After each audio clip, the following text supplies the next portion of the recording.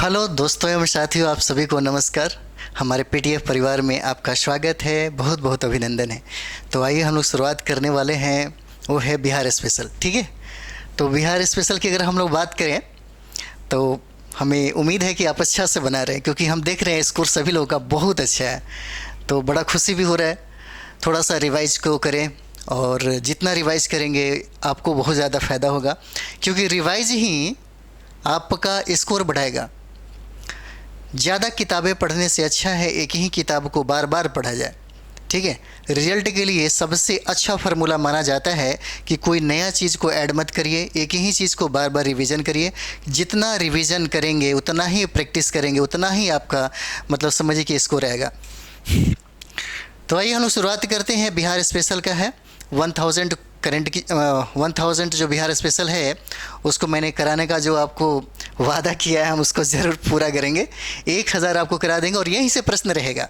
ठीक है, चाहे बिहार शिक्षक की एग्ज़ाम हो रही है उसमें, अगर बात करें हम लोग 69 बीपीएससी का जो एग्ज़ाम हो रहा है उसमें भी, और बिहार द्वारा आयोजित जितने भी एग्ज़ाम हैं, या ये कहें बिहार पुलिस का भी देखेंगे तो कुछ क्वेश्चन मिल जाएगा।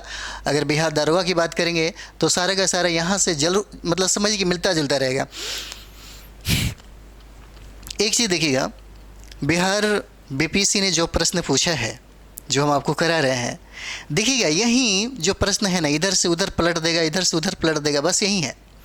कुछ नया इक्का दुक्का मिल सकता है। और आप जो अध्ययन कर रहे होंगे बिहार स्पेशल का, जैसे अगर चाहे पढ़ने को तो इम्तियाज़ अहमद को एक बार रिवीजन कर सकते हैं। 69 अभी बीपीएससी का टाइम है, तो एक बार रिवीजन जो आपने किया है 72 जो पेज है उनका, बस उतना ही तक पढ़ना है। 72 से ज़्यादा नहीं पढ़ना है, ज़्यादा पढ़ने से टाइम बर्बाद हो जाएगा और प्रश्न आते भी नहीं हैं। 72 पेज, 1 से 72 पेज तक बहुत सारे प्रश्न आपको मिलेंगे। चलिए हम लोग शुरुआत करते हैं। तो ठीक है, पहला क्वेश्चन देखिए, मैंने 250 क्वेश्चन ऑलरेडी करा दिया है। अब 251 से हम लोग स्टार्ट करते हैं। ठीक है, तो देखिए कहता है यहाँ पे प्रश्न, देखिए कहता है, और एक चीज़ है मेरे साथ आप लोग ज़रूर बनाइए। और बहुत अच्छी बात है कि आपने कमेंट्स में मुझे बताया कि हाँ मेरा 44, मेरा 45, मेरा 40, मेरा इतना है। और आप ज़रूर लाइक करें, क्योंकि आप लोग लाइक नहीं कर पाते, लाइक ज़रूर करिए। ठीक है, और साथ ही साथ अगर जो आप कमेंट्स में बता रहे हैं कि इतना है, तो प्लीज़ अपना नाम भी बताएं ताकि हम आपको जान सकें। ठीक है, तो चलिए हम लोग प्रारंभ करते हैं। ये हमारा जो प्रश्न है, कहता है कि बिहार में Arabic and Persian research institute कहाँ स्थित है। देखिए बिहार में पूछा गया है ये प्रश्न भी, कि बिहार में Arabic and Persian research institute स्थित कहाँ पे है। तो आंसर इसका क्या हो जाएगा, तो देखिए पटना में हो जाएगा। कौन सा आंसर होगा, ये देखिए पटना में होता है इसका आंसर। ठीक है, इसका आंसर हो जाएगा पटना में, और पटना में इस इंस्टीट्यूट को खोला गया। ठीक है, चलिए अगला हम लोग सवाल देखते हैं। अगला प्रश्न देखिए क्या कहता है, कहता है यहाँ पे देखिए, यह प्रश्न कहता है कि मिथिला संस्कृत विद्यापीठ की स्थापना कब हुई थी। मिथिला संस्कृत विद्यापीठ की स्थापना कब हुई थी। अगर यहाँ पे देखा जाए तो देखिएगा, अधिकतर बिहार में एक प्रश्न पूछा गया था कि भाई पीएमसी का स्थापना कब हुआ था। एक प्रश्न पूछा गया था कि पटना विश्वविद्यालय का स्थापना कब हुआ था। ठीक है, एक बार प्रश्न पूछा हुआ था यहाँ पे क्या बोलते हैं, मगध यूनिवर्सिटी का स्थापना कब हुआ था। तो ऐसे कभी कभी इक्का दुक्का प्रश्न पूछे जा सकते हैं, और ये सारा पूछा हुआ जो आपको दिख रहा है, ये सारा का सारा पूछा हुआ किसी न किसी एग्जाम में, और बीपीएससी तो हम रखता ही है। मिथिला संस्कृत विद्यापीठ की स्थापना कब हुआ था, तो देखिए इसका स्थापना 1951 में हुआ था। कब हुआ था, 1951 में हो जाता है। ठीक है, अगला प्रश्न हम लोग देखते हैं, बनाते चलिए आप लोग भी, ताकि हमको पता चले स्कोर कितना अच्छा आ रहा है। ठीक है, अगला क्वेश्चन है कि बिहार राज्य के उत्तर दिशा में कौन सा देश है। अगर बिहार राज्य, देखिए आपको हम बोले थे कि मैप लगा लीजिए बिहार का, और मैप को रोज़ देखा करिए। जिस तरीके से अगर हम किसी कैटरीना कप को या मलाइका अरोड़ा या जिसको भी हमको याद करना होता है, तो क्या करते हैं, लिख के याद नहीं करते, बस एक बार देख लेते हैं, याद हो जाते हैं। देखिए अपने लाइफ में बिल्कुल हर चीज़ प्रैक्टिकल करिए। और कहा जाता है कि प्रश्न भी व्यवहारिक ही पूछे जाते हैं।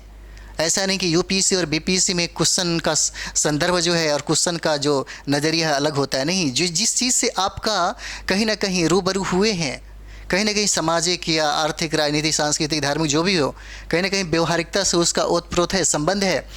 तो वही बात है, कम से कम आप एक बार मैप लगा लीजिए, और मैप से इतना जानिए कि आपके अधिकतर प्रश्न पूछे जाते हैं। ठीक है, तो आइए देखिए, कहता है कि उत्तर में कौन सा देश। अगर मानते हैं यहाँ पे हम लोग मैप की अगर बात कर ली जाए, अगर यहाँ पे देखिए, अगर बिहार की अगर यहाँ पे बात कर लें तो देखिएगा ये बिहार का ऐसे मैप हो जाता है। तो यहाँ पे देखिएगा तो ये गंगा बहती है और ये गंगा जो है बिहार को दो भागों में बांटती है।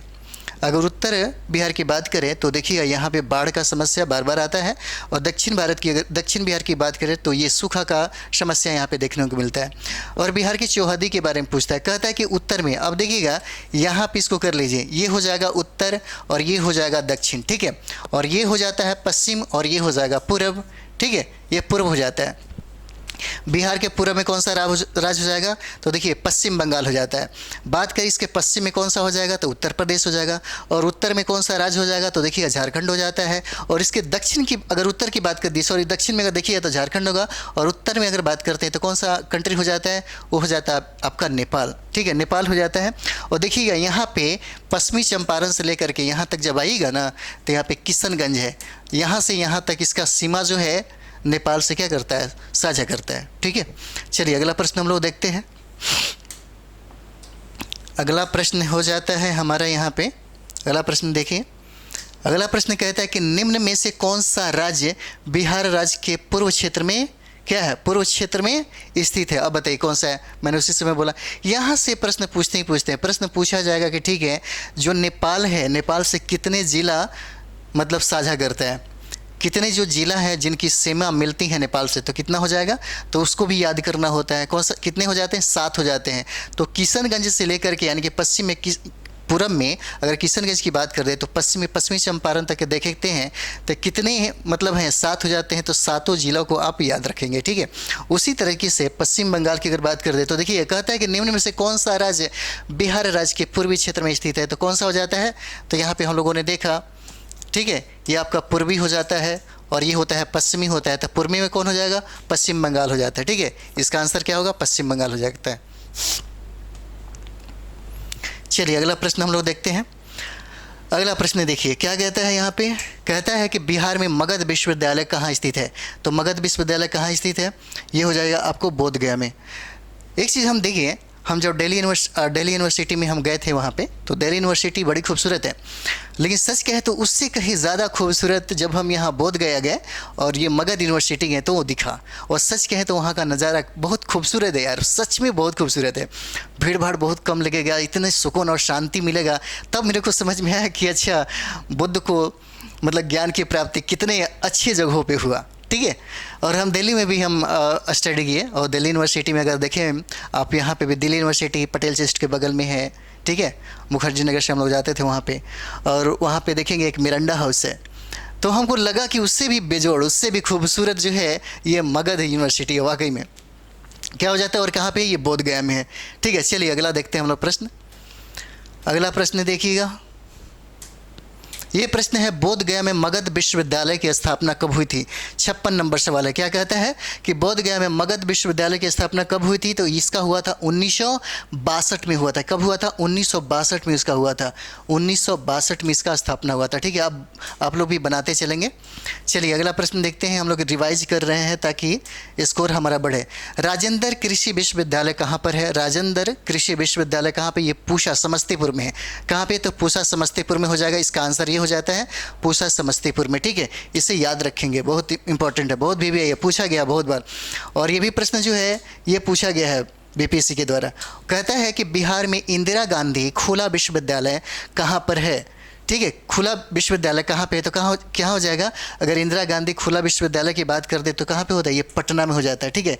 कहाँ पे होगा, ये पटना में हो जाता है, इसका आंसर है, ठीक है। अगला प्रश्न देखिए, अगला प्रश्न कहता है यहाँ पे कि भूपेंद्र नारायण मंडल विश्वविद्यालय कहाँ पर है। यहाँ देखिए भूपेंद्र नारायण कितना है, तो देखिए भूपेंद्र नारायण मंडल विश्वविद्यालय जो है ये मधेपुरा में पड़ेगा। कहाँ पे होता है, मधेपुरा में, ठीक है। इसको याद रखेंगे, मधेपुरा में पड़ता है। और एक चीज़ और भी देखने को मिलेगा, सर्वाधिक दशकीय वृद्धि दर जो देखने को मिलेगा, जो बीपीएससी में पूछा गया क्वेश्चन था, सर्वाधिक दशकीय, यानी कि आप देखिएगा यहाँ पे सर्वाधिक जो दशकीय जो वृद्धि दर है ना, ये सबसे ज़्यादा यहाँ दशकीय वृद्धि दर है, पूछा गया है बीपीएससी में, ठीक है। सर्वाधिक दशकीय वृद्धि दर। चलिए अगला हम लोग देखते हैं। अगला प्रश्न है हम लोगों का, ये देखिए आपके सामने प्रश्न ये है, बिहार में महात्मा गांधी सेतु किस नदी पर बना हुआ है? किस नदी पर बना हुआ है? तो क्या हो जाएगा? महात्मा गांधी सेतु जो आप पटना को पार करते हैं और हाजीपुर तक पहुंचते हैं, ठीक है, वो गंगा नदी पर है। किस नदी पर है? तो ये देखिएगा, गंगा नदी पर हो जाता है, ठीक है, गंगा नदी पर होता है। ये मेरे ख्याल से 82-84 में शायद इसका स्थापना हुआ था, ठीक है। चलिए अगला प्रश्न हम लोग करते हैं। अगला प्रश्न देखते हैं यहाँ पे हम लोग। अगला प्रश्न कहता है कि मगध राज की राजधानी राजगृह का निर्माण किसने किया था? ठीक है, ये मगध राज की राजधानी जो है राजगृह का निर्माण किसने किया था? देखिए इसकी पौराणिक कथाएं भी बहुत सारा है। एक वशु नामक व्यक्ति है, उसके भी बारे में कहा जाता है। अगर ऑप्शन के अनुसार से देखेंगे तो ये महागोविंद इसका स्थापना करता है। कौन करता है? महागोविंद करता है, ठीक है, महागोविंद करता है। महागोविंद की बात कर दें तो देखिएगा ये बिंबिसार के कौन थे? बिंबिसार के समय में ये मंत्री थे। किसके समय में? तो बिंबिसार के समय में, ठीक है, महागोविंद। ओके, चलिए हम लोग देखते हैं अगला सवाल क्या कहता है। आप लोग बनाइए, एकदम अच्छा से सीरियस होकर बनाइए, गलती ना करिए। गलती होता है तो उस पर ज़रूर विचार करिएगा। कहता है कि बिहार राज्य की पहली रेलवे का क्या नाम था? ठीक है, क्या हो जाता है? एक बार क्वेश्चन देखिए, कहते हैं कि बिहार राज्य की पहली रेलवे का क्या नाम था? रेलवे का क्या नाम हो जाता है? तो देखिए क्या हो जाता है, इसका नाम होता है ईस्ट इंडिया रेलवे। क्या हो जाता है? ईस्ट इंडिया रेलवे हो जाएगा। इसका आंसर होता है बी, आंसर हो जाएगा ईस्ट इंडिया रेलवे। पूछेगा कि बिहार राज्य की पहली रेलवे का नाम बताइए। बिहार राज्य की पहली रेलवे का नाम क्या होता है? East India railway. East India railway हो जाता है, ठीक है। अगला सवाल हम लोग आते हैं। अगला सवाल देखिए, कहता है कि बिहार के किस नगर में, क्या कहता है यहाँ पे? तो देखिए बिहार के किस नगर में पहला दूरदर्शन केंद्र स्थापित किया गया था? पहला दूरदर्शन केंद्र स्थापित किया गया था, ठीक है। ये 63 नंबर सवाल है। देखिए ये प्रश्न पूछा गया है बीपीएससी में, ये 2 बार प्रश्न पूछा हुआ है। अगला बार देखिएगा तो 1000 में आपको जरूर मिल जाएगा। इसका होता है कि मुजफ्फरपुर आंसर हो जाएगा। क्या हो जाता है? मुजफ्फरपुर आंसर हो जाता है। बिहार के किस नगर में पहला दूरदर्शन केंद्र स्थापित किया गया था? कब हुआ था? तो ये हो जाता है आपको मुजफ्फरपुर में। अगला प्रश्न देखते हैं हम लोग। अगला प्रश्न देखिए, कहता है यहाँ पे, अगला प्रश्न देखिए, बिहार के भिखारी ठाकुर किस क्षेत्र में प्रसिद्ध थे? ठीक है, क्या कहता है कि बिहार के भिखारी ठाकुर किस क्षेत्र में प्रसिद्ध थे? तो क्या करते थे? तो देखिएगा ये नाटककार थे, ठीक है। और इनका देखिएगा विदेशिया देखिएगा तो बड़ा धमाल मचा देगा, ठीक है। ये क्या थे? नाटककार थे। आपको इन्हीं से हमको बात में समझ में आ गया। आपको पता है मेरा जो एक इंटरव्यू था बीपीएससी में, तो वहाँ से क्या हुआ था कि एक इंटरव्यू वाले प्रश्न पूछ दिए थे, क्योंकि हमने उनको बोला था कि उन्होंने पूछ रहा था कि हॉबी बताइए, तो मैंने कहा था कि मुझे भोजपुरी गीत लिखना बहुत पसंद है और मैं लिखता हूँ। तो उन्होंने पूछ दिया कि भाई भोजपुरी का इतिहास बताइए, तो मुझे भिखारी ठाकुर के सिवा कहीं कुछ नहीं मिला। मैं बहुत देर तक गूगल में ढूंढता रहा, मुझे यकीन था कि शायद कहीं पूछा जाएगा और पूछा भी गया, ठीक है। तो देखिए भिखारी ठाकुर का देन बहुत ज़्यादा है, बहुत योगदान है भोजपुरी के क्षेत्र में। और इनका सबसे प्रसिद्ध जो नाटक है वो है विदेशिया। अगर मौका कभी आपको मिले तो ज़रूर देखिएगा। विदेशिया इनका नाटक है जो बहुत ही ज़्यादा प्रसिद्ध है, ठीक है, विदेशिया। और भिखारी ठाकुर जाने जाते हैं और ये क्या है? नाटककार हैं, ठीक है। चलिए अगला प्रश्न देखते हैं हम लोग। अगला प्रश्न देखिए, अगला प्रश्न कहता है यहाँ पे कि प्राचीन काल में बिहार को किस नाम से जाना जाता था? किस नाम से जाना जाता था? प्राचीन काल में बिहार को अगर बात कर दिया जाए तो किस नाम से जाना जाता था? तो देखिएगा प्राचीन काल में मगध प्रदेश के नाम से जाना जाता था, मगध प्रदेश के नाम से, ठीक है, मगध प्रदेश। लेकिन बात यह है कि बिहार का शाब्दिक अगर अर्थ की बात कर दिया जाए तो बिहार का शाब्दिक अर्थ क्या हो जाता है?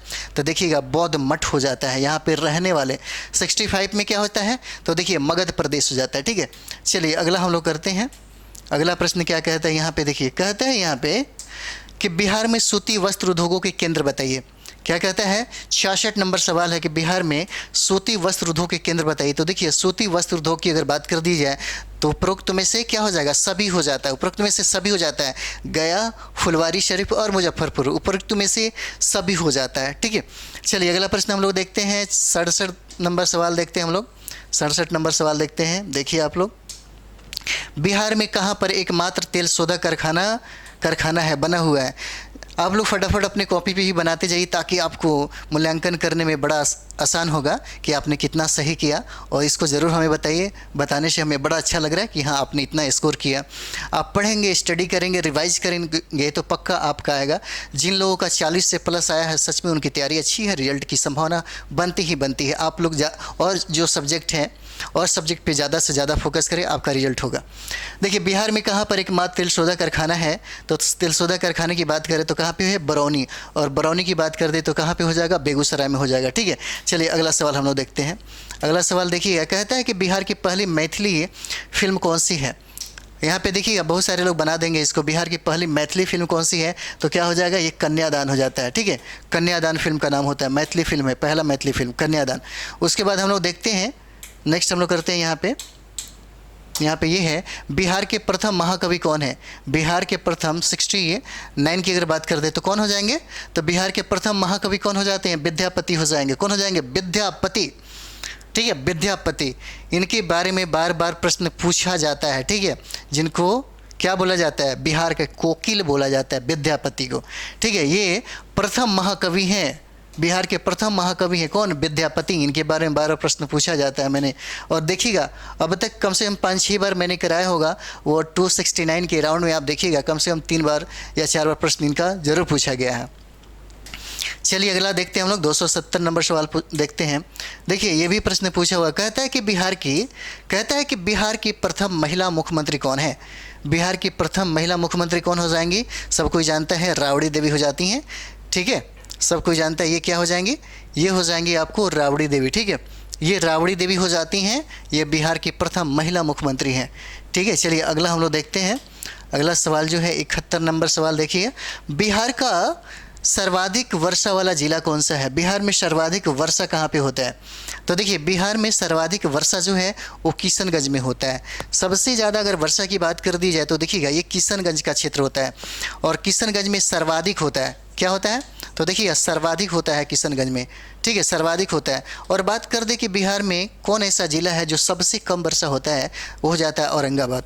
और बात कर दिया जाए कि अभी की किशनगंज की, तो किशनगंज में देखिएगा बिहार में यहीं पे चाय की खेती होती है, और इसी चाय पत्ती को कहा जा रहा है कि बिहार के जितना भी सरकारी जो भवन मतलब कार्यालय है वहाँ पे इसको ज़्यादा से ज़्यादा क्या किया जाए, प्रोत्साहित किया जाए। ठीक है, तो यहाँ से इतना करंट बनते हैं। चलिए अगला प्रश्न हम लोग देखते हैं, कहता है कि बिहार राज्य का सर्वाधिक गर्म जिला कौन सा है। क्या कहता है कि बिहार राज्य का सर्वाधिक गर्म जिला कौन सा है, तो आप लोग पढ़िए अच्छा से, रिवाइज भी करिए। ये गर्म में भी सबसे ज़्यादा गर्म कौन होगा, तो गया होगा।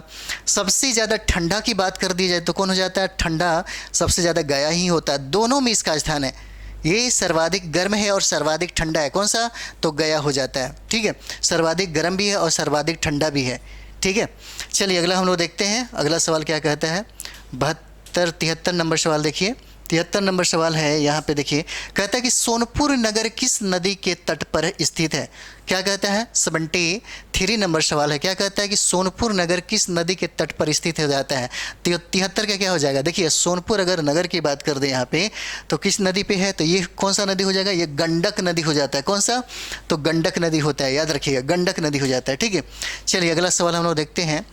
देखिए बिहार में गया नगर किस नदी के तट पर है। क्या कहता है कि बिहार में गया नगर जो है 74 का क्या हो जाएगा, तो देखिए 74 का देखिए बिहार में गया नगर किस नदी के तट पर है, तो कौन सा नदी हो जाएगा, ये हो जाता है फल्गु नदी। गया जी डैम भी यहीं पे है, फल्गु नदी पे। ठीक है, फल्गु नदी पे। चलिए अगला सवाल हम लोग देखते हैं। 75 नंबर सवाल क्या कहता है, देखिए 75 नंबर सवाल को देखिएगा। 75 नंबर कहता है कि बिहार के किस जिले में डोलामाइट खनिज पाया जाता है। 75 नंबर क्या है, तो डोलामाइट सर्वाधिक कहाँ पे मिलता है, डोलामाइट। तो डोलामाइट खनिज जो पाया जाता है 75 नंबर कहाँ पे मिलता है, तो देखिए भोजपुर का जगह है, भोजपुर, वहाँ पे डोलामाइट आपको मिलता है। और बात करें तो कुछ गया वगैरह इस सब में भी थोड़ा सा देखने को मिल जाएगा।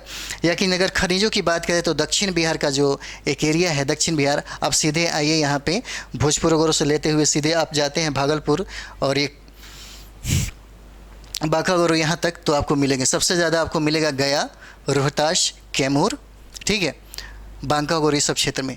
तो चलिए हम लोग अगला देखते हैं प्रश्न क्या कहता है। 76 नंबर 76 नंबर सवाल, महात्मा गांधी ने प्रथम सत्याग्रह बिहार में किस स्थान पर किया था?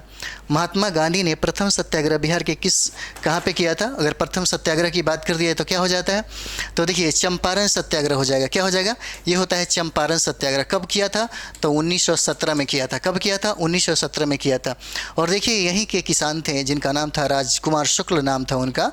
तो 1916 में जो लखनऊ अधिवेशन हो रहा था उसी में मतलब महात्मा गांधी से इनका मुलाकात होता है और महात्मा गांधी को आमंत्रित करते हैं कि आप चंपारण में आइए। तब वहाँ पे चले जाते हैं और कहा जाता है कि महात्मा गांधी का पहला जो आंदोलन था, इनका पहला सत्याग्रह था, वो चंपारण ही था। और चंपारण में इनका सत्याग्रह क्या हुआ? सफल हो गया।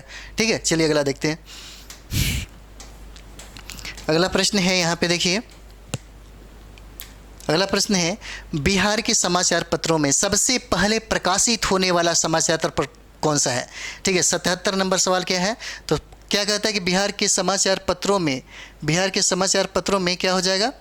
तो बिहार के समाचार पत्रों में सबसे पहले प्रकाशित होने वाला समाचार पत्र कौन सा है? तो ये होता है अमृत बाजार पत्रिका। आंसर ये हो जाएगा, क्या होता है? अमृत बाजार पत्रिका। क्या होता है? तो अमृत बाजार पत्रिका हो जाता है। ठीक है, चलिए अगला हम लोग देखते हैं। अगला सवाल देखिए, कहता है यहाँ पे, ये सवाल जो है कहता है कि 28वां बिहारी पुरस्कार के लिए किसे चुना गया है? 28वां बिहारी पुरस्कार के लिए किसको चुना गया है? तो ये देखिए मनीषा कुलश्रेष्ठ नाम है इनका। क्या नाम है? तो मनीषा कुलश्रेष्ठ नाम हो जाता है। 78 का बी आंसर होता है, मनीषा कुलश्रेष्ठ हो जाता है। ठीक है, अगला सवाल हम लोग देखते हैं। अगला सवाल देखिए, फिरंगिया गीत किसने लिखा? ये देखिए फिरंगिया गीत किसने लिखा? फिरंगिया गीत किसने लिखा? तो 79 की अगर बात कर दिए 79 तो क्या हो जाता है? देखिए मनोरंजन प्रसाद सिंह है, ये प्रिंसिपल थे। और देखिए प्रिंसिपल मनोरंजन प्रसाद सिंह, बहुत बार प्रश्न पूछा गया है बीपीएससी में, इसलिए इसे याद रखिएगा। डायरेक्ट पूछा जाएगा कि फिरंगिया गीत किसने लिखा? तो फिरंगिया गीत किसने लिखा? तो देखिए मनोरंजन प्रसाद सिंह होते हैं। प्रिंसिपल मनोरंजन प्रसाद सिंह के द्वारा फिरंगिया गीत लिखा गया। ठीक है, चलिए अगला हम लोग देखते हैं। एक और क्वेश्चन है, बहुत इंपॉर्टेंट हो जाएगा। देखिए बटोहिया, अगर इनकी बात कर दी जाए तो ये प्रश्न भी बहुत, और ये सारे के सारे प्रश्न पूछे गए हैं भाई बीपीएससी में। ठीक है, आप देखिएगा तो ये प्रश्न फिर दोबारा यानी कि 2 बार 3 बार प्रश्न पूछे गए हैं। कहता है कि बटोहिया गीत किसका लिखा हुआ है? बटोहिया गीत, तो बटोहिया गीत किसका लिखा हुआ है? तो देखिए रघुवीर नारायण द्वारा होता है, रघुवीर नारायण द्वारा। कौन सा आंसर हो जाएगा? तो बी आंसर हो जाता है। 280 का क्या हो जाएगा? तो ये बी हो जाता है, रघुवीर नारायण के द्वारा बटोहिया गीत लिखा गया। ठीक है, चलिए अगला हम लोग देखते हैं। अगला प्रश्न देखिए, विद्यापति के नचारी में किसकी स्तुति की जाती है? ठीक है, विद्यापति के नचारी में किसकी स्तुति की जाती है? तो देखिएगा यहाँ पे किसका होता है? विद्यापति नचारी में किसका होता है? तो 81 की अगर बात कर दी जाए तो कौन सा हो जाते हैं? तो देखिए शिव की। यहाँ पे शिव है, विष्णु है, ब्रह्मा है, देवी दुर्गा है, तो किनका होता है? इसमें जिक्र शिव जी का होता है, शिव भगवान शिव का होता है। नचारी में किसकी स्तुति की जाती है? तो शिव जी का होता है। चलिए अगला देखते हैं हम लोग। वर्धमान महावीर ने कहाँ निर्वाण प्राप्त किया था? ठीक है, क्या प्रश्न कहता है कि वर्धमान महावीर ने कहाँ निर्वाण प्राप्त किया था? तो 82 नंबर सवाल क्या हो जाएगा? तो देखिए क्या होता है? पावापुरी हो जाता है। आंसर क्या होगा? पावापुरी हो जाएगा। ठीक है, कम से कम 50 में आप लोगों का 44-45 मतलब समझिए कि इतना सही होना चाहिए। ठीक है, अगर 48-49 तब तो समझिए कि बहुत कमाल का है, क्योंकि बहुत ही कॉमन प्रश्न है। एक बार अगर अच्छे से आप पढ़ लीजिए, उसके बाद जितना भी सेट में प्रश्न दिए रहेंगे आपको निश्चित तौर पे बनेगा ही बनेगा। ठीक है, और देखिए आपके पास बहुत ज़्यादा ताकत है, आप सुपर एनर्जी से लबालब हैं। इस एनर्जी का इस्तेमाल करिए। ठीक है, इस एनर्जी का इस्तेमाल कहीं और जगह मत करिए, सिर्फ पढ़ने में करिए। फिलहाल अभी एग्ज़ाम का टाइम है, एग्ज़ाम में जितना एनर्जी का अगर आप मतलब करते हैं इस्तेमाल, तो समझिए कि आपको फाइट होने से कोई नहीं बचाएगा। कहा जाता है कि अगर कोई व्यक्ति अपने दिमाग का सही तरीके से 10% भी अगर इस्तेमाल करे तो दुनिया का कोई भी चीज़ हासिल कर सकता है। ठीक है, ऐसा कहा गया है। और ये भी कहा गया है कि अगर कोई व्यक्ति अपने लाइफ में 10,000 घंटा अगर किसी सब्जेक्ट को अच्छे से तैयार करता है तो उस सब्जेक्ट का विशेषज्ञ हो जाता है। फिर आप तो बहुत मतलब देखिए क्यों नहीं होता है। देखिए बहुत ऐसे लोग हैं जो फाइट करते हैं, बहुत ऐसे लोग हैं फाइट नहीं कर पाते हैं। हम लोग जब यूपीएससी दे रहे थे, बहुत पहले की बात थी, तो एक चीज़ देखिएगा, जो फाइट करते हैं ना उनमें एक आदत होती है, और जो फाइट नहीं करते हैं उनमें भी एक आदत होती है। फाइट जो करते हैं उनमें एक आदत होती है, ये होती है चाहे कोई भी हो जाए, कितना हो विकट परिस्थितियाँ क्यों ना आ जाए, चाहे उनकी लाइफ में कितना हो खुशी का वो दिन क्यों ना आ जाए, पार्टी हो, बर्थडे पार्टी हो, यहाँ तक कि गर्लफ्रेंड से मिलना हो, शादी विवाह में जाना हो, मौज मस्ती करना हो, लेकिन एक काम ज़रूर करते हैं, कम से कम 8 से 10 घंटा पढ़ने के बाद ही वो करते हैं। यही आदत होता है एक कंप्लीट करने वालों में, सफल विद्यार्थियों में, कि वो काम डेली बाय डेली करते हैं। लेकिन जो असफल होते हैं उनमें ये कमी देखा जाता है, ठीक है। और हम चाहते हैं कि आप हमसे जुड़े हैं तो कम से कम कुछ भी हो जाए, आप अपने 24 घंटे का 10 घंटा ज़रूर स्टडी में लगाइए, आप किसी भी एग्ज़ाम को फाइट करेंगे, ठीक है। चलिए अगला हम लोग देखते हैं, ठीक है। तो अगला देखते हैं हम लोग। अगला सवाल है, मखदूम कुंड कहाँ पर स्थित है। प्रश्न क्या कहता है कि मखदूम कुंड कहाँ पर स्थित हो जाएगा। तो 83 नंबर सवाल क्या कहता है, 83 नंबर सवाल क्या है, मखदूम कुंड कहाँ पे है। तो देखिए राजगृह में है। कहाँ पे है, राजगृह में है। इसमें जब भी कभी आपको मौका मिले ठंडा में, जब नवंबर दिसंबर जनवरी का टाइम हो, तो जाके ज़रूर इस सब में नहाना चाहिए, ताकि इसमें बहुत सारा मतलब केमिकल रिएक्ट, बहुत सारा चीज़ें जो शरीर के लिए बहुत फ़ायदेमंद होता है, कहा जाता है यहाँ पे। चलिए मखदूम कुंड कहाँ पे हो जाएगा, राजगिरी में हो जाएगा। अगला सवाल हम लोग देखते हैं यहाँ पे। अगला सवाल देखिए, यही सवाल हमने कुछ मतलब कल या परसों हमने कराया था। यही प्रश्न जो है बार बार फिर दोबारा पूछ दिया बीपीसी ने। देखिए क्या कहता है कि निम्नलिखित में से किस नगर में जापानियों ने विश्व शांति स्तूप का निर्माण करवाया था। तो क्या हो जाता है, तो ये देखिए राजगीर हो जाता है। क्या हो जाएगा, फिर से राजगीर इसका आंसर हो जाएगा। क्या हो जाएगा, राजगीर हो जाता है, ठीक है। चलिए अगला प्रश्न हम लोग देखते हैं। अगला प्रश्न देखिए, कहता है कि पटना स्थित गोलघर का निर्माण कब हुआ था, ठीक है। कब हुआ था, पटना स्थित गोलघर का निर्माण कब हुआ था। तो 85 नंबर सवाल का क्या हो जाएगा, 1786 में होता है। इसका ए आंसर हो जाएगा, 1786 में इसका आंसर हो जाता है, ठीक है। चलिए अगला हम लोग देखते हैं। अगला देखिए प्रश्न क्या कहता है यहाँ पे। देखिए यहाँ पे कहता है कि निम्नलिखित में से किसने नालंदा विश्वविद्यालय में अध्ययन किया था।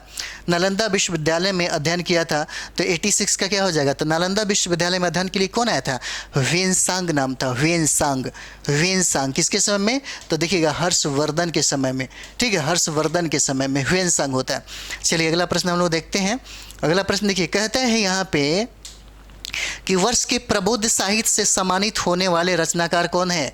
87 नंबर सवाल हो जाता है। क्या हो जाएगा, कहता है कि वर्ष के प्रबोध साहित्य से सम्मानित होने वाले रचनाकार कौन हो जाएंगे। तो देखिए गंगेश गुंजन हो जाते हैं। 87 का क्या हो जाएगा, 87 का सी हो जाता है, गंगेश गुंजन, ठीक है। अगला हम लोग सवाल देखते हैं यहाँ पे। अगला सवाल आप लोग देखिए। अगला सवाल क्या कहता है, बोध गया के स्मारकों में कौन नहीं है। क्या कहता है यहाँ पे, बोध गया के स्मारकों में कौन नहीं है, कौन नहीं हो जाता। 88 का क्या हो जाता है, तो देखिएगा यहाँ पे व्रजासन भी है, ठीक है। अग्नि मेषलोचन भी हो जाता है, रत्नाकार चैत्य एवं चक्रमणन भी है, लेकिन हरिश्चंद्र मंदिर यहाँ पे नहीं है। कौन सा, तो हरिश्चंद्र मंदिर यहाँ पे नहीं है। बोध गया के स्मारकों में सारे हैं, सिर्फ कौन नहीं है, तो देखिए हरिश्चंद्र मंदिर यहाँ पे नहीं है। और ये देखिएगा, ये देखिए बोध गया में महाबोधि मंदिर कहाँ बनाया गया था, ठीक है। बोध गया में महाबोधि मंदिर 89 का सवाल देखिए कहाँ बनाया गया था। तो यहाँ पे देखिएगा 89 क्या कहता है, तो देखिएगा गौतम बुद्ध ने स्नान किया था वहाँ पे, वहीं पे बनाया गया था। गौतम बुद्ध ने स्नान किया था। क्या बोध गया में महाबोधि मंदिर कहाँ बनाया गया था, तो गौतम बुद्ध ने स्नान किया था, वहीं पर बनाया गया, ठीक है। चलिए अगला प्रश्न हम लोग देखते हैं। अगला प्रश्न पे आइए। अगला प्रश्न क्या कहता है, 90 नंबर कहता है कि निम्नलिखित में किस नगर से महात्मा बुद्ध का घनिष्ठ संबंध रहा है। 90 घनिष्ठ संबंध कहाँ से रहा है महात्मा बुद्ध का, पूछा जाता है। राजगीर, बोध गया, वैशाली। राजगीर, बोध गया, वैशाली तीनों से उनका घनिष्ठ संबंध है। ये सभी के सभी आंसर क्या है, सही हैं, ठीक है। ये सभी हो जाएगा। गौतम बुद्ध का सभी से यानी कि राजगीर, बोध गया, वैशाली से उनका घनिष्ठ संबंध था, इसलिए ये आंसर सभी का सभी सही हो जाता है। अगला प्रश्न देखते हैं। कहता है कि गौतम बुद्ध को ज्ञान प्राप्त कहाँ हुआ था। ज्ञान प्राप्त कहाँ हुआ था, तो देखिए क्या हो जाएगा, ये बोध गया में होता है। बोध गया में बुद्ध का एक बहुत अच्छा थॉट है, दुनिया में किसी भी धर्म में नहीं मिलेगा, वो है उन्होंने कहा कि बुद्धम शरणम गच्छामि, बुद्धम शरणम गच्छामि। और पढ़िएगा इसको, इसका मतलब इतना शानदार है कि हमने गीता भी पढ़ा, हमने वो क्या बोलते हैं महाभारत भी हमने देखा था, और रामायण भी मैंने पढ़ा, यहाँ तक कि सुंदरकांड भी मैंने पढ़ा था जब हम लोग फिलॉसफी से दे रहे थे, उस समय टीचर के द्वारा पढ़ाया गया। लेकिन इनका जो थॉट है, पूरी दुनिया पूरी दुनिया जो चलती है ना इनके थॉट से, कहीं ना कहीं अगर आपका जो ज़िंदगी क्रिएट हो रहा है, जो चल रहा है, उसमें सबसे ज़्यादा अगर योगदान की अगर बात करें तो बुद्ध का फिलॉसफी भरा पड़ा है। भले हम नहीं देखते हैं, कहीं ना कहीं किसी दूसरे माध्यम से लोग क्या करते हैं, दिखाने की कोशिश करते हैं। तो इन्होंने कहा था बुद्धम शरणम गच्छामि।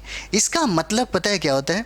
इसका मतलब है कि दुनिया में अगर आपको तकलीफ़ है, जैसे माना कि आप क्वेश्चन बना रहे हैं, नहीं बन रहा है, तो आपको तकलीफ़ है, इसके लिए क्या करना पड़ेगा?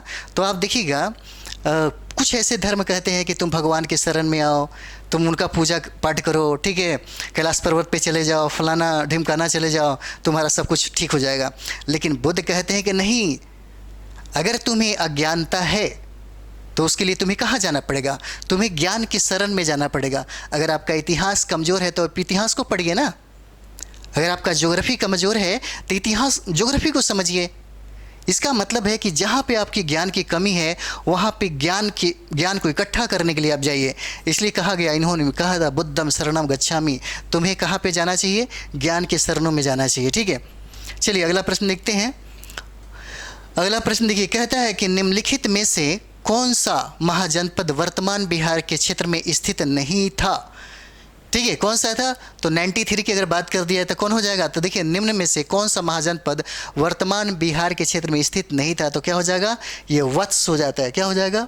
इसका आंसर आपको होता है वत्स हो जाएगा। ठीक है, इसका ए आंसर हो जाता है वत्स हो जाता है। ठीक है, वत्स होता है। अगला प्रश्न हम लोग देखेंगे, महाजनपद भी हम करा चुके हैं, वहाँ से एक प्रश्न निश्चित तौर पे पूछा ही जाएगा। दूसरा है कि बिहार का कौन सा राज्य उत्तर वैदिक काल का एक महत्वपूर्ण राज्य था? उत्तर वैदिक काल का 94 नंबर सवाल कहता है कि कौन सा राज्य उत्तर वैदिक काल का एक महत्वपूर्ण राज्य था? कौन हो जाएगा? ये मगध हो जाता है। 94 का क्या हो जाएगा? बी, मगध हो जाता है आंसर इसका। अगला सवाल देखिए, कहता है आपको बिहार सहित, ठीक है, ये प्रश्न देखिए, बिहार सहित पूर्वी भारत में आर्यों के विस्तार में सहायक था। कौन सा? आर्यों के विस्तार में कौन सा सहायक हो जाएगा? तो देखिएगा, इसमें आर्यों के विस्तार में क्या होता है, तो इसको पढ़िएगा ना, लोहे का उपयोग। आप सोच सकते हैं लोहे का उपयोग जो है आर्यों के विस्तार में सहायक था। इस लोहे ने क्रांति पैदा कर दिया। और इस लोहे से क्या क्या हुआ आप समझिए कि इतिहास अगर पढ़े हैं तब तो ठीक है। इस लोहे ने मतलब क्रांति पैदा कर दिया। क्रांति का मतलब क्या होता है? आमूलचूल परिवर्तन। ठीक है, आमूलचूल परिवर्तन हो गए। इतिहास में अगर पढ़ेंगे 6वीं शताब्दी ईसा पूर्व में, तब वहाँ से आपको दिखेगा कि अच्छा, लोहा ने इतना कमाल कर दिया। सोचिए, और आपके पास तो समझिए कि ज्ञान का भंडार है। कम से कम 8 से 10 घंटा, 12-14 घंटा, जितना हो सके, जितना कैपेसिटी है बैठने का बैठिए, आपका रिजल्ट होगा ही होगा निश्चित तौर पे। अभी टाइम है 69 के लिए, और बिहार टीचर के लिए भी थोड़ा सा है, तो आप जल्दी जल्दी इसको तैयारी करिए। चलिए अगला सवाल है। अगला सवाल देखिए, कहता है यहाँ पे कि बिहार राज्य में आर्यों का आगमन किस काल में हुआ था? आर्यों का आगमन किस काल में हुआ था? 96 का। तब 96 में क्या कहता है? देखिए 96 का आंसर उत्तर वैदिक काल हो जा रहा है। उत्तर वैदिक काल कहता है बिहार राज्य में आर्यों का आगमन किस काल में हुआ? बात यहाँ बिहार की पूछ रही है। आर्यों का आगमन कब हुआ वो बात की बात है, लेकिन यहाँ बिहार की बात है। बिहार राज्य में आर्यों का आगमन कब हुआ? ठीक है, तो ये होता है उत्तर वैदिक काल में। एक होता है कि पूर्व वैदिक काल, एक होता है उत्तर वैदिक काल। ठीक है, अगर आर्यों को देखेंगे तो सबसे पहले ये आते हैं सप्त सैंधव प्रदेश में, यानी कि भारत में पंजाब का जो क्षेत्र होता है वहीं पे आकर के निवास करते हैं। अगर बात कर दिया जाए यहाँ पे, अगर बात कर दिया है तो देखिएगा उनका जो संबंध होता है मधेसिया से है। हालांकि इसमें डीएनए के द्वारा, बहुत सारा चीज़ों के द्वारा, यानी कि विज्ञान प्रौद्योगिकी का भी इस्तेमाल करके आर्यों के बारे में पता कर लिया गया है कि ये लोग कहाँ गए थे। ठीक है, और इनका संबंध कहीं ना कहीं आपको यहाँ के रहने वाले ब्राह्मणों से ही लगाया जाता है। ठीक है, और ये इन्हीं को वो लोग बोलते हैं कि ये आर्य हैं। चलिए, बिहार राज्य में आर्यों का आगमन किस काल में हुआ? बिहार की बात अगर होती है तो देखिए उत्तर वैदिक काल हो जाता है। बिहार में ये उत्तर वैदिक काल में आता है 96। उसके बाद 97 हम लोग देखते हैं। देखिए 97 में चिरांद एवं चेचर से किस युग के अवशेष प्राप्त हुए हैं? चिरांद और चेचर से, तो देखिएगा पूर्व प्रस्तर युग का जो काल है, पूर्व प्रस्तर युग का, इसमें यहाँ पे आपको साक्ष्य मिलता है। अगर चिरांद में देखेंगे, सिर्फ चिरांद में, तो देखिएगा 9 पशानिक जो मतलब जो वहाँ पे हड्डी के उपकरण मिले हैं, वहाँ से मिल जाते हैं, हड्डी के उपकरण हो जाते हैं। ठीक है, इस तरीके से बिहार में चिरांद और चेचर से जो संबंध है वो कहाँ से है? पूर्व प्रस्तर युग से है। ठीक है, चलिए अगला हम लोग देखते हैं। आप लोग सारा का सारा बनाइए। देखिए ये जो है ये प्रश्न है, कहता है कि राजनीतिक रत्नाकर, ठीक है, राजनीति रत्नाकर पुस्तक के लेखक कौन है? राजनीति रत्नाकर के पुस्तक के लेखक कौन हो जाएंगे? तो देखिए इनका नाम है चंदेश्वर ठाकुर। क्या नाम होता है? ये देखिए चंदेश्वर ठाकुर नाम रहता है इनका, ठीक है, चंदेश्वर ठाकुर नाम इनका रहता है, ठीक है, 98 का। चलिए अगला हम लोग देखते हैं। देखिए ये प्रश्न देखिए, ये आपको एक ही बार नहीं मिलेगा, यानी कि चाणक्य के द्वारा लिखा गया जो अर्थशास्त्र है, यहाँ से बहुत बार प्रश्न पूछे गए हैं और आपको मिलेंगे ही मिलेंगे। देखिए यहाँ पे इसका आंसर क्या होता है? कहता है कि कौटिल्य की पुस्तक अर्थशास्त्र किस विषय पर आधारित है? तो क्या हो जाएगा? देखिएगा, शासन के सिद्धांत और अभ्यास पर। क्या हो जाता है? शासन के सिद्धांत और अभ्यास पर। क्या होता है? शासन के सिद्धांत और अभ्यास पे हो जाता है, ठीक है। ये 299 सवाल है। और आइए लास्ट हमारा इस सेशन का जो सवाल है, लास्ट जो है, आइए हम लोग देखते हैं। ये 300 है। क्या कहता है कि उद्वंत प्रकाश के लेखक कौन है? उद्वंत प्रकाश के लेखक कौन हो जाते हैं? तो इसका आंसर ए हो जाएगा, मौलिक कवि हो जाते हैं। क्या हो जाते हैं? मौलिक कवि हो जाते हैं, ठीक है। तो चलिए आप लोग ज़रूर हमें कमेंट्स में बताइएगा कि आपने कितना सही किया, ठीक है। चलिए अगले वीडियो में हम लोग मिलते हैं। ये सेशन हमारा अच्छा लगता है तो आप लोग लाइक नहीं करते, लाइक किया करिए, ठीक है। लाइक्स करिए और शेयर बहुत करिए, ताकि थोड़ा सा इसका भी, हमको भी, और क्या साथ ही साथ आपके दोस्तों को भी बहुत ज़्यादा फ़ायदा मिले इसका, ठीक है। कमेंट्स में इसी तरह से आप हमें बताते रहें, आप जुड़ते रहें, ठीक है। और बहुत अच्छा लग रहा है आपसे, मतलब इतना प्रेम, इतना प्यार जो हमें मिल रहा है, ठीक है। हमारा भी मोटिवेट आपके लिए हमेशा बना रहेगा और कोशिश हम करेंगे कि सारे सब्जेक्ट जो है अच्छा से हम आपको करा सके, ठीक है। तो चलिए अगले वीडियो में हम लोग मिलते हैं, ठीक है। Thank you very much.